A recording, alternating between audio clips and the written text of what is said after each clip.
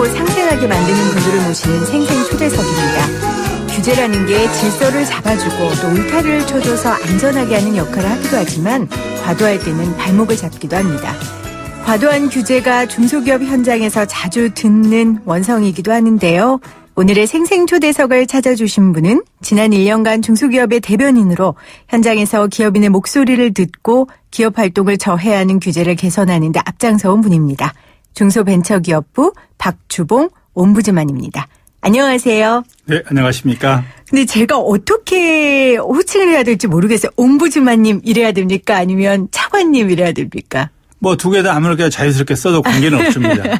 제가 왜 이 말씀을 드리냐면 옴부즈만이라는 단어가 제가 대학교 때 배웠던 용어고 실제 써본 경험은 별로 없거든요. 먼저 중소벤처기업부의 옴부즈만이 뭔지 우리 낯설은 청취자분들께 차관님께서 좀 간단하게 소개를 해 주시죠. 네, 맞습니다. 오늘 먼저 이렇게 초대해 주신 데 대해서 아주 감사의 말씀을 드립니다. 사실 옴부즈만이라고 하는 것은 제가 여러 차례 들어도 네. 제가 또 불러오려고 해도 굉장히 어려운 것만은 사실입니다. 그런데 옴부즈만이라는 것은 스웨덴어인데요. 시민을 대신해서 정부에 민원을 처리해 주는 사람을 이제 옴부즈만이라고 스웨덴에서 불렀고 또 네. 유럽에서 그렇게 행해주고 있습니다. 유럽은 아주 발전된 이런 제도입니다. 그래서 유럽에서 발전돼서 미국으로 건너와서 선진국들이 옴부즈만이라는 제도를 많이 사용해서 굉장히 좋은 효과를 보고 있거든요. 네. 10년 전에 도입을 해서 지금 현재 그런 제도를 현재 활용하고 있는데 우리나라는 선진국보다는 조금은 좀 덜 활성화가 되어 있는 게 사실입니다. 네. 아주 우리 그 진행자분께서 잘 아시는 바와 같이 지금 옴부즈만이라는 게 별로 못 들어봤다고 말씀하셨지 않습니까? 일반 국민들도 마찬가지고 기업하는 분들도 아주 그런 부분에서 아주 생소하고 어렵다 이렇게 말씀하십니다. 네. 그러니까 시민을 대신해서 정부의 민원을 해결해 주는 사람인데 중소벤처기업부의 옴부즈만은 그렇다면 역할이? 그러니까 저희도 우리 중소기업, 소상공인, 네. 자영업, 중견기업까지 애로사항을 저희가 발굴해서 애로사항을 정부에 대해서 개선해 주고 또 해결해 주는 그런 네. 일을 하고 있는 것이죠. 네. 그러니까 굉장히 다양하고 크고 작은 거 할 것 없이 많은 일을 하고 있는 겁니다. 그렇겠네요. 중소기업과 정부 그 다리 역할을 지금 우리 차관님께서 해주고 계신다고 말씀을 해 주셨습니다. 10년 정도 이 제도가 운영됐다고 말씀을 하셨어요. 제가 알기로는 1대에서 3대까지는 학계에서 임명됐고 기업인 CEO 출신은 차관님이 최초시라고요. 네, 그렇습니다. 네, 어떠세요? 그 현장에서 일하시다가 이렇게 정부에 들어와서 중소기업의 여러 민원을 해결하는 역할을 하시니까. 지금까지 1대부터 이제 3대까지 이제 교수님들이 하셨는데요. 네. 그분들도 열심히 잘 하셨더만요, 보니까요. 근데 이제 저희들보다는 사실 현장에서의 감각은 조금 뒤질 수밖에 없거든요. 그럼요. 이론적으로는 굉장히 잘 아시지만.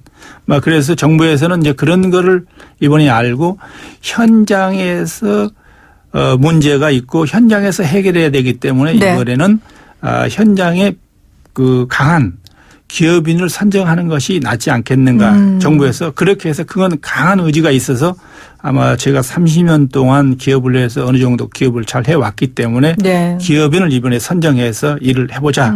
이렇게 정부의 강한 의지가 네. 표현돼서 저를 선정한 걸로 저희가 알고 있습니다. 얼마나 하고 싶은 일도 많으셨겠고 또 하실 일도 많으셨겠어요. 취임 첫 해인데 어떤 일들 하셨습니까? 저희가 이번에 들어와서 1년 동안 쭉 이렇게 현장을 누벼보니까요. 네. 기업인들이 굉장히 원하는 게 여러 가지가 다양하고 많이 있었습니다. 그중에서도 이번에 작년에 7월 달에 민선 7기가 출범을 했거든요. 네. 지방자치단체요. 그래서 지방자치단체에 민선 7구가 출범하면서 그분들의 그 애로사항이 많이 있을 것이다. 이렇게 해서 17개 시도를 돌아다니면서 그 애로사항을 청취해서 그거를 발굴해 가지고 해결하는 네. 그런 역할을 했던 것이죠. 현장을 정말 많이 방문하셨더라고요. 뭐 지역 간담회, 분야 간담회까지 해서 146회를 이렇게 현장 방문을 하셨고, 이렇게 돌아다니시면서 아마 가장 공통적으로 듣는 얘기가 이 규제에 대한 얘기가 아닐까 싶습니다. 그래서 차관님께서 이번에 중소기업 규제 혁신 및 기업 속풀이 대토론회를 여셨다고 하더라고요. 어떤 토론회였습니까?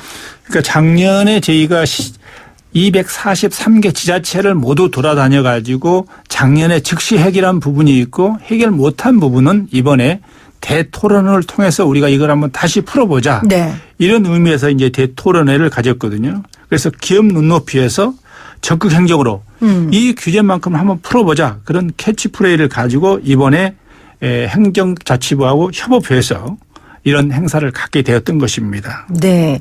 3월 13일에 있었죠, 차관님? 네, 그렇습니다. 네, 행정안전부 장관님도 오시고 뭐 많은 분들이 오셨더라고요. 어떤 이야기들이 여기에서 오고 갔습니까?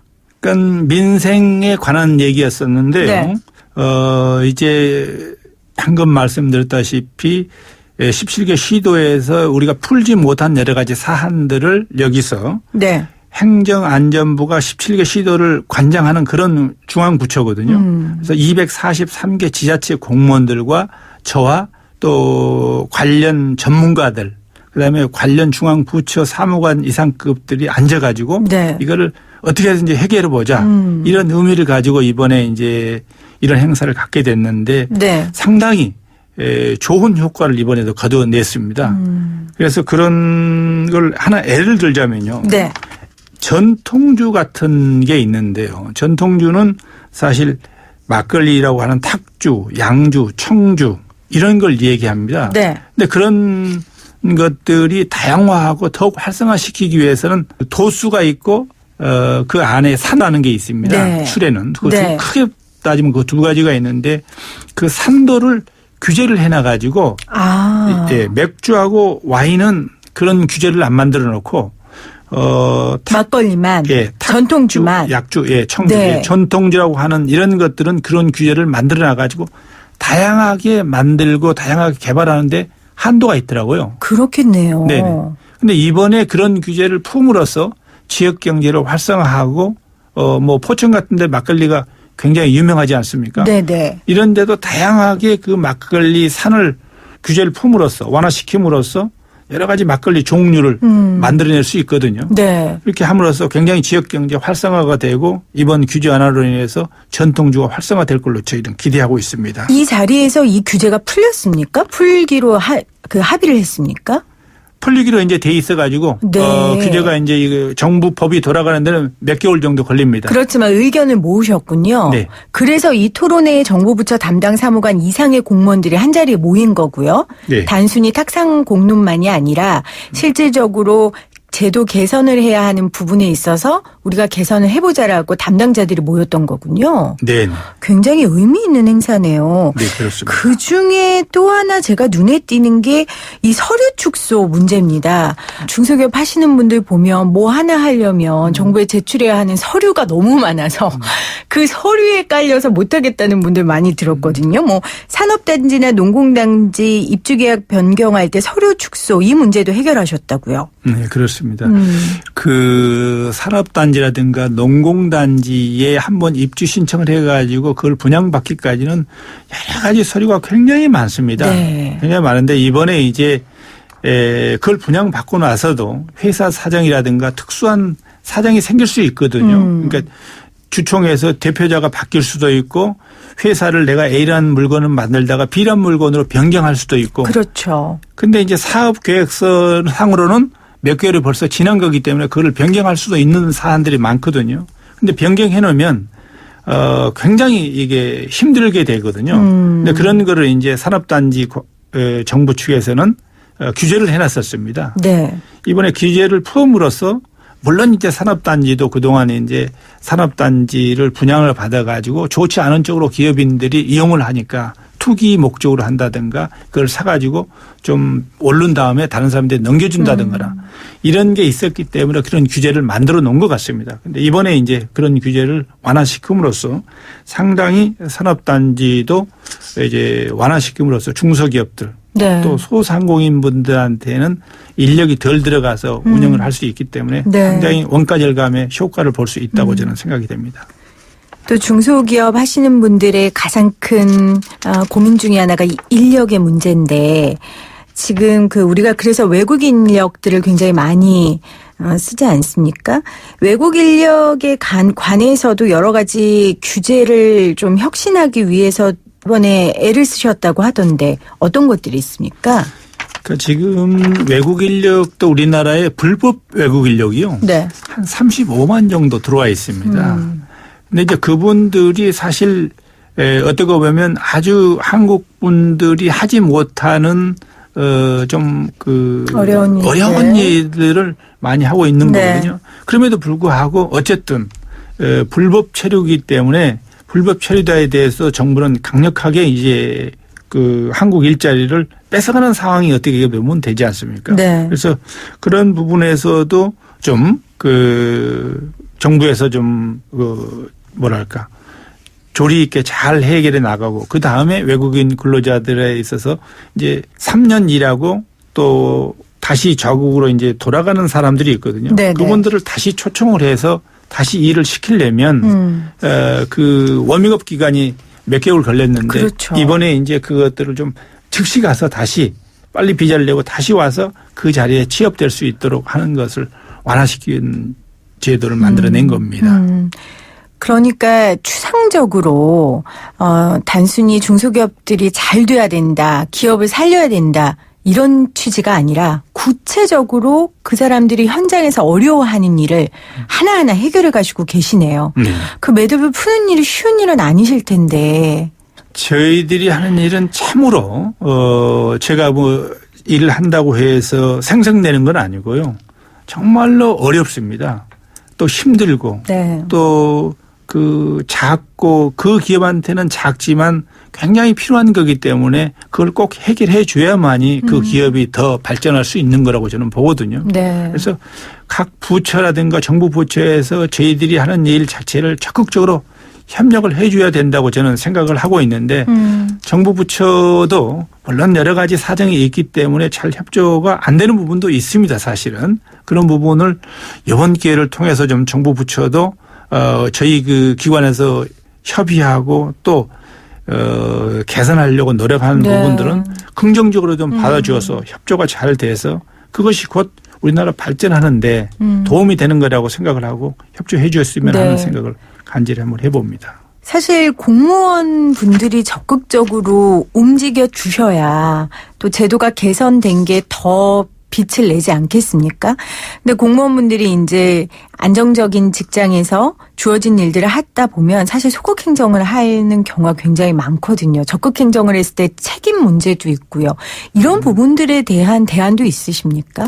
그래서 저희가 이제 강조하고 싶은 거는 대통령님께서 연일 강조하고 계십니다만 공무원들이 법 해석을 할 때 좀 너무 소극적으로 하지 마 적극적으로 해석을 해서 좀 네. 광범위하게 해석을 해서 나와 하지 말라고 하는 것들은 네거티브 방식으로 해서 허가를 해 주는 것이 맞다. 근데 이제 공무원 입장에서 보면 혹시 그게 특혜 논란이나 오해를 살 수 있으니까. 네, 또 시간이 지난 이후에 다른 잣대로 그걸 봤을 때는 네. 책임 문제가 본인한테 따르기 때문에 부담이 되죠. 네, 그런 문제에 있어서는 이제 소극적으로 될 수밖에 없는 상황이더라고요.